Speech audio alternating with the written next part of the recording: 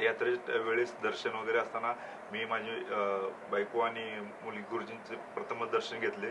त्यावेळेस दर्शनाचा अनुभव खूपच वेगळा होता, कारण असं दर्शन आम्ही कधी झालंच नव्हतं आणि गुरुजींना पहिल्यांदा बघितलं त्यावेळेस काय वाटलं नाही, पण ज्यावेळेस दर्शनच्या वेळेस गुरुजी जेव्हा आपल्या डोळ्यात बघून ते जे काय करतात त्यांनाच माहीत, पण त्याची त्यांनी काय केलं, आम्ही दोघे आमचे आश्चर्य रोखू नाही शकलो त्यावेळेस।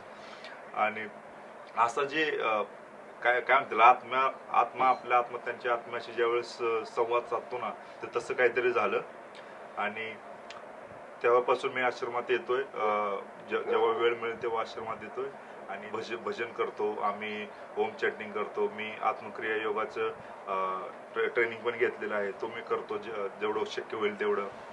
आणि आज आम्ही सत्यनारायणाची पूजा आयोजित केली आणि असं बघायला मिळतंय गुरुजीच्या जेव्हापासून आयुष्यात आले तेव्हापासून असं बघायला मिळतंय की रोज काहीतरी नवीन दरवाजे उघडे होते माझ्यासाठी।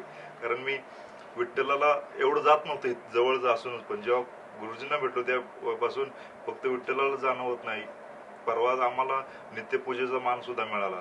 त्यामुळे भक्ती तर वाढतेच वाढते, पण आर्थिक समृद्धी पण होते। ठीक, जय गुरुदेव।